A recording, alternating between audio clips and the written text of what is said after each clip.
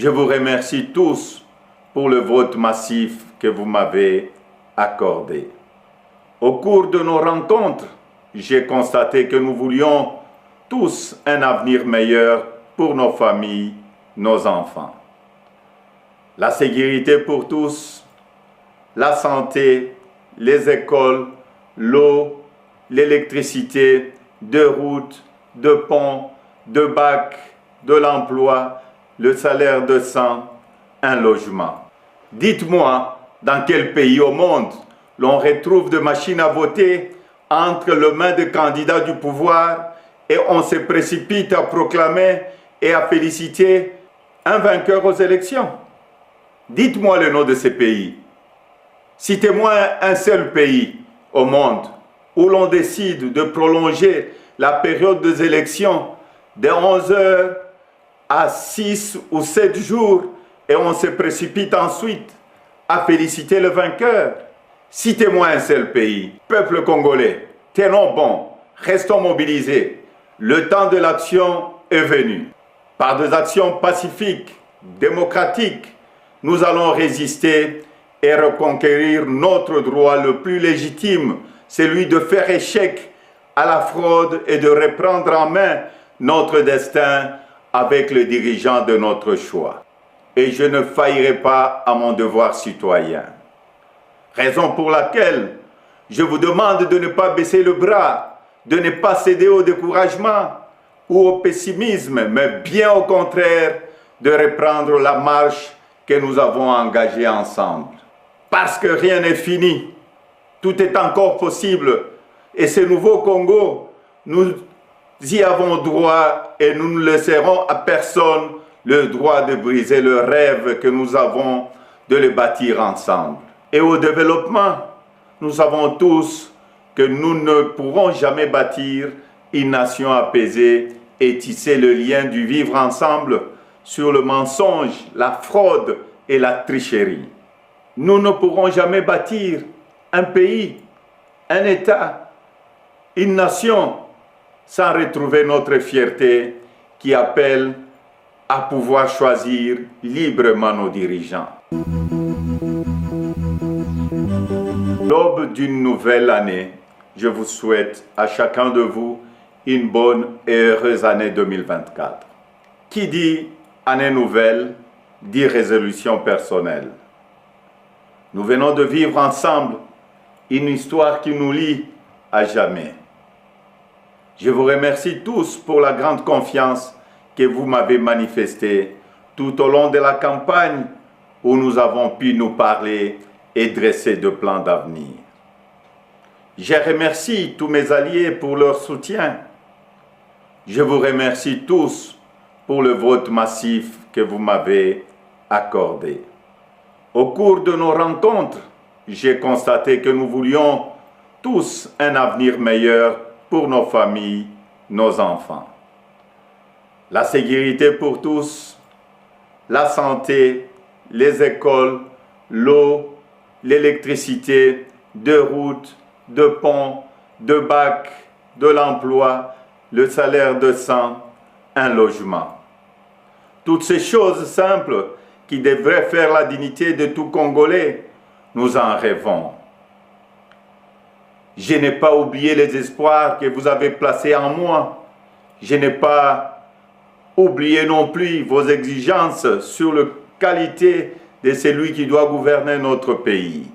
Vous me l'avez clairement exprimé. Vous voulez que le pays soit dirigé par des hommes intègres, ayant le sens de la justice et du bien commun. Vous exigez qu'on vous rende compte et qu'on vous associe plus étroitement à la gestion du pays, tant au niveau national, provincial que local. Lors de cette campagne, j'ai pris vis-à-vis de vous un engagement, celui de changer le Congo. Je n'entends pas le trahir. Depuis le braquage électoral du 20 décembre, dont nous sommes tous victimes, nous vivons une énième usurpation de notre souveraineté. De partout, j'entends monter des cris d'indignation, des cris de contestation, des cris de colère, des cris d'exaspération. Au mépris de l'expression populaire, un régime ici de la fraude, de la tricherie et du fait accompli veut s'imposer à nous. Il n'en sera jamais question, absolument jamais. À l'aube de cette année nouvelle, au cours de laquelle nous aspirons à la paix, à la sécurité, à la stabilité et au développement, nous savons tous que nous ne pourrons jamais bâtir une nation apaisée et tisser le lien du vivre ensemble sur le mensonge, la fraude et la tricherie. Nous ne pourrons jamais bâtir un pays, un État, une nation sans retrouver notre fierté qui appelle à pouvoir choisir librement nos dirigeants. Le serment de liberté que nous ont légué le Père fondateur repose sur le lien sacré qui doit exister entre le peuple congolais et ses représentants. Tromper notre peuple ne fait qu'aggraver la lancinante crise de légitimité qui perdure dans notre pays et nous fait passer à côté de grands espoirs. Mes chers compatriotes, à vous tous qui avez porté vos suffrages sur moi, à vous tous qui savez qu'ensemble, un nouveau Congo est possible, je vous fais le serment de ne jamais vous abandonner. Nous entrons aujourd'hui dans une autre phase de notre quête pour la liberté. Nous devons ensemble soustraire notre pays des mains de la prédation, de la corruption, de la gabegie et de toutes les injustices. C'est pourquoi, avec d'autres compatriotes, avec les forces sociales et politiques et prise de liberté, un sursaut citoyen est nécessaire. Sauver notre démocratie est devenu plus qu'une priorité. C'est un devoir et je ne faillirai pas à mon devoir citoyen. Raison pour laquelle je vous demande de ne pas baisser le bras, de ne pas céder au découragement ou au pessimisme, mais bien au contraire, de reprendre la marche que nous avons engagée ensemble. Parce que rien n'est fini, tout est encore possible. Et ce nouveau Congo, nous y avons droit et nous ne laisserons à personne le droit de briser le rêve que nous avons de le bâtir ensemble. Notre Constitution nous invite à nous opposer à tout groupe d'individus qui veut prendre le pouvoir et s'y maintenir en dehors de la volonté du peuple congolais. Pour notre dignité et l'avenir de nos enfants, nous sommes tenus de souscrire à tout le moyen qu'elle met à notre disposition pour refuser la fraude et l'installation de la dictature. Peuple congolais, tenons bon, restons mobilisés. Le temps de l'action est venu. Par des actions pacifiques, démocratiques, nous allons résister et reconquérir notre droit le plus légitime, celui de faire échec à la fraude et de reprendre en main notre destin avec les dirigeants de notre choix. Amis partenaires, frères africains, les Congolais n'ont-ils pas le droit de vraies élections? Dites-moi, dans quel pays au monde l'on retrouve des machines à voter entre les mains de candidats du pouvoir et on se précipite à proclamer et à féliciter un vainqueur aux élections? Dites-moi le nom de ces pays. Citez-moi un seul pays au monde où l'on décide de prolonger la période des élections de 11 heures à 6 ou 7 jours et on se précipite ensuite à féliciter le vainqueur. Citez-moi un seul pays dans le monde où on proclame le vainqueur sur la base de bureaux de vote et de machines à voter dont on ne connaît même pas le nombre au jour de l'élection. Personne ne peut s'ériger en complice de cette fraude électorale que nous accepterons jamais. Que vive la République démocratique du Congo, unie. Toutes ces choses simples qui devraient faire la dignité de tout Congolais, nous en rêvons. Je n'ai pas oublié les espoirs que vous avez placés en moi. Je n'ai pas oublié non plus vos exigences sur la qualité de celui qui doit gouverner notre pays. Vous me l'avez clairement exprimé. Vous voulez que le pays soit dirigé par des hommes intègres, ayant le sens de la justice et du bien commun. Vous exigez qu'on vous rende compte et qu'on vous associe plus étroitement à la gestion du pays, tant au niveau national, provincial que local. Lors de cette campagne, j'ai pris vis-à-vis de vous un engagement, celui de changer le Congo. Je n'entends pas le trahir. Depuis le braquage électoral du 20 décembre, dont nous sommes tous victimes, nous vivons une énième usurpation de notre souveraineté. De partout, j'entends monter des cris d'indignation, des cris de contestation, des cris de colère, des cris d'exaspération. Au mépris de l'expression populaire, un régime ici de la fraude, de la tricherie et du fait accompli veut s'imposer à nous. Il n'en sera jamais question, absolument jamais. À l'aube de cette année nouvelle, au cours de laquelle nous aspirons à la paix, à la sécurité, à la stabilité et au développement, nous savons tous que nous ne pourrons jamais bâtir une nation apaisée et tisser le lien du vivre ensemble sur le mensonge, la fraude et la tricherie. Nous ne pourrons jamais bâtir un pays, un État, une nation sans retrouver notre fierté qui appelle à pouvoir choisir librement nos dirigeants. Le serment de liberté que nous ont légué le Père fondateur repose sur le lien sacré qui doit exister entre le peuple congolais et ses représentants. Tromper notre peuple ne fait qu'aggraver la lancinante crise de légitimité qui perdure dans notre pays et nous fait passer à côté de grands espoirs. Mes chers compatriotes,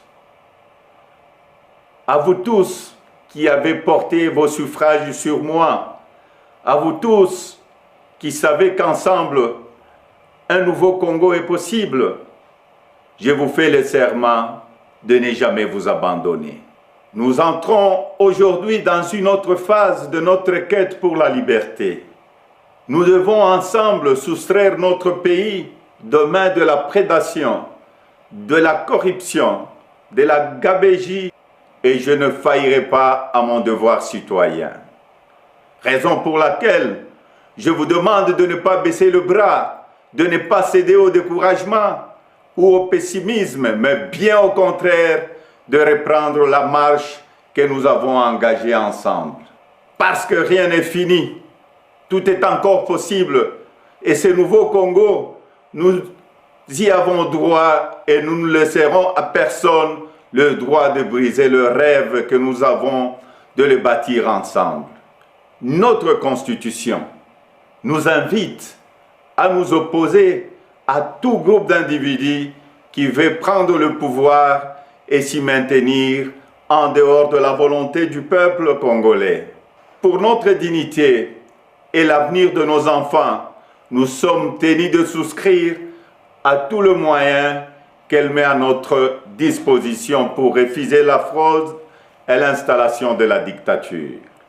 Peuple congolais, tenons bon, restons mobilisés. Le temps de l'action est venu. Par des actions pacifiques, démocratiques, nous allons résister et reconquérir notre droit le plus légitime, celui de faire échec à la fraude et de reprendre en main notre destin avec le dirigeant de notre choix. Amis partenaires, frères africains, les Congolais n'ont-ils pas le droit de vraies élections? Dites-moi, dans quel pays au monde l'on retrouve des machines à voter entre les mains de candidats du pouvoir et on se précipite à proclamer et à féliciter un vainqueur aux élections? Dites-moi le nom de ces pays. Citez-moi un seul pays au monde où l'on décide de prolonger la période des élections de 11 heures à 6 ou 7 jours et on se précipite ensuite à féliciter le vainqueur. Citez-moi un seul pays dans le monde où on proclame le vainqueur sur la base de bureaux de vote et de machines à voter dont on ne connaît même pas le nombre au jour de l'élection. Personne ne peut s'ériger en complice de cette fraude électorale que nous accepterons jamais. Que vive la République démocratique du Congo, unie. Toutes ces choses simples qui devraient faire la dignité de tout Congolais, nous en rêvons. Je n'ai pas oublié les espoirs que vous avez placés en moi. Je n'ai pas oublié non plus vos exigences sur la qualité de celui qui doit gouverner notre pays. Vous me l'avez clairement exprimé. Vous voulez que le pays soit dirigé par des hommes intègres, ayant le sens de la justice et du bien commun. Vous exigez qu'on vous rende compte et qu'on vous associe plus étroitement à la gestion du pays, tant au niveau national, provincial que local. Lors de cette campagne, j'ai pris vis-à-vis de vous un engagement, celui de changer le Congo. Je n'entends pas le trahir. Depuis le braquage électoral du 20 décembre, dont nous sommes tous victimes, nous vivons une énième usurpation de notre souveraineté. De partout, j'entends monter des cris d'indignation, des cris de contestation, des cris de colère, des cris d'exaspération. Au mépris de l'expression populaire, un régime issu de la fraude, de la tricherie et du fait accompli veut s'imposer à nous. Il n'en sera jamais question, absolument jamais. À l'aube de cette année nouvelle, au cours de laquelle nous aspirons à la paix, à la sécurité, à la stabilité et au développement, nous savons tous que nous ne pourrons jamais bâtir une nation apaisée et tisser le lien du vivre ensemble sur le mensonge, la fraude et la tricherie. Nous ne pourrons jamais bâtir un pays, un État, une nation sans retrouver notre fierté qui appelle à pouvoir choisir librement nos dirigeants. Le serment de liberté que nous ont légué le Père fondateur repose sur le lien sacré qui doit exister entre le peuple congolais et ses représentants. Tromper notre peuple ne fait qu'aggraver la lancinante crise de légitimité qui perdure dans notre pays et nous fait passer à côté de grands espoirs. Mes chers compatriotes, à vous tous qui avez porté vos suffrages sur moi, à vous tous qui savez qu'ensemble, un nouveau Congo est possible, je vous fais le serment de ne jamais vous abandonner. Nous entrons aujourd'hui dans une autre phase de notre quête pour la liberté. Nous devons ensemble soustraire notre pays des mains de la prédation, de la corruption, de la gabegie et de toutes les injustices. C'est pourquoi, avec d'autres compatriotes, avec les forces sociales et politiques et prise de liberté, un sursaut citoyen est nécessaire. Sauver notre démocratie est devenu plus qu'une priorité. C'est un devoir. Toutes ces choses simples qui devraient faire la dignité de tout Congolais, nous en rêvons. Je n'ai pas oublié les espoirs que vous avez placés en moi. Je n'ai pas oublié non plus vos exigences sur la qualité de celui qui doit gouverner notre pays. Vous me l'avez clairement exprimé. Vous voulez que le pays soit dirigé par des hommes intègres, ayant le sens de la justice et du bien commun. Vous exigez qu'on vous rende compte et qu'on vous associe plus étroitement à la gestion du pays, tant au niveau national, provincial que local. Lors de cette campagne, j'ai pris vis-à-vis de vous un engagement, celui de changer le Congo. Je n'entends pas le trahir. Depuis le braquage électoral du 20 décembre, dont nous sommes tous victimes, nous vivons une énième usurpation de notre souveraineté.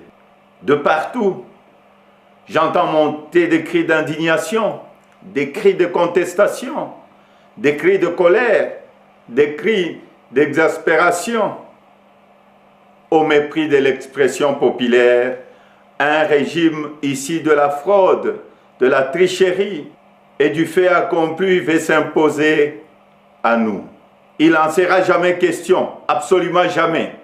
À l'aube de cette année nouvelle, au cours de laquelle nous aspirons à la paix, à la sécurité, à la stabilité et au développement, nous savons tous que nous ne pourrons jamais bâtir une nation apaisée et tisser le lien du vivre ensemble sur le mensonge, la fraude et la tricherie.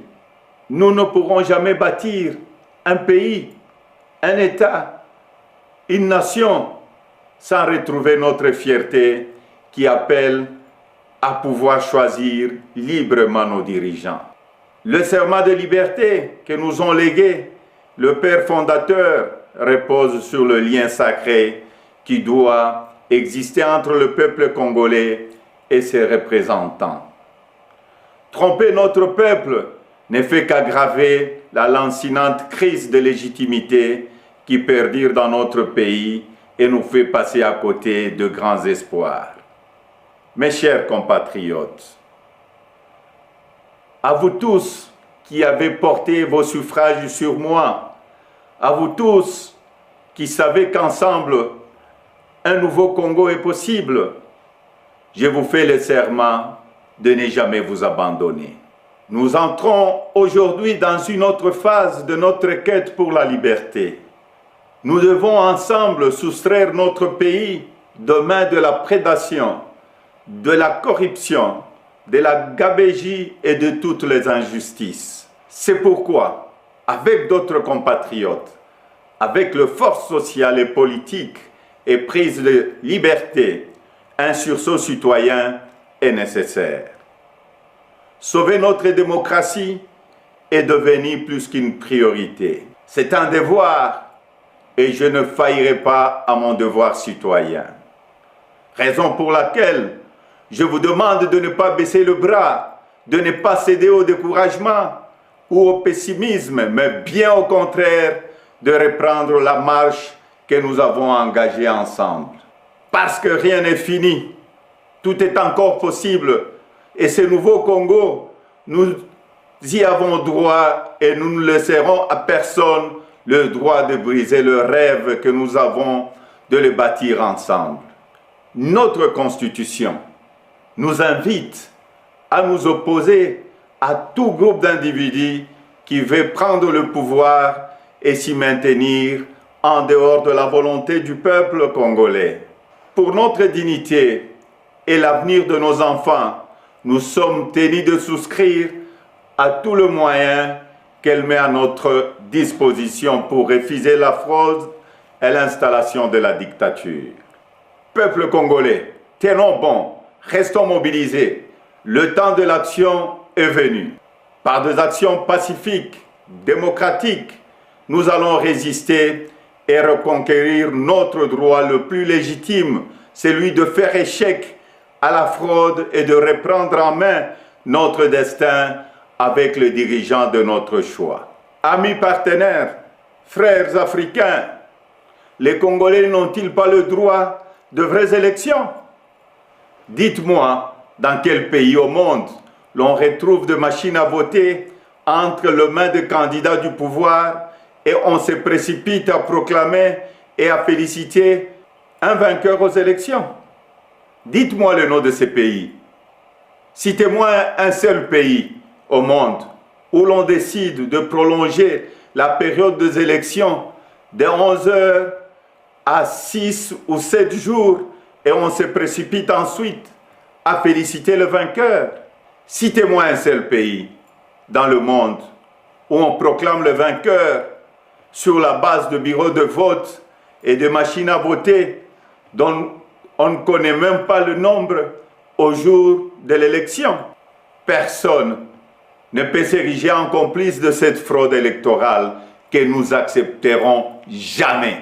Que vive la République démocratique du Congo, unie, libre et prospère. Merci. Le serment de liberté que nous ont légué le Père fondateur repose sur le lien sacré qui doit exister entre le peuple congolais et ses représentants. Tromper notre peuple ne fait qu'aggraver la lancinante crise de légitimité qui perdure dans notre pays et nous fait passer à côté de grands espoirs. Mes chers compatriotes, à vous tous qui avez porté vos suffrages sur moi, à vous tous qui savez qu'ensemble, un nouveau Congo est possible, je vous fais le serment de ne jamais vous abandonner. Nous entrons aujourd'hui dans une autre phase de notre quête pour la liberté. Nous devons ensemble soustraire notre pays des mains de la prédation, de la corruption, de la gabegie, et je ne faillirai pas à mon devoir citoyen. Raison pour laquelle je vous demande de ne pas baisser le bras, de ne pas céder au découragement ou au pessimisme, mais bien au contraire, de reprendre la marche que nous avons engagée ensemble. Parce que rien n'est fini, tout est encore possible, et ce nouveau Congo, nous y avons droit et nous ne laisserons à personne le droit de briser le rêve que nous avons de le bâtir ensemble.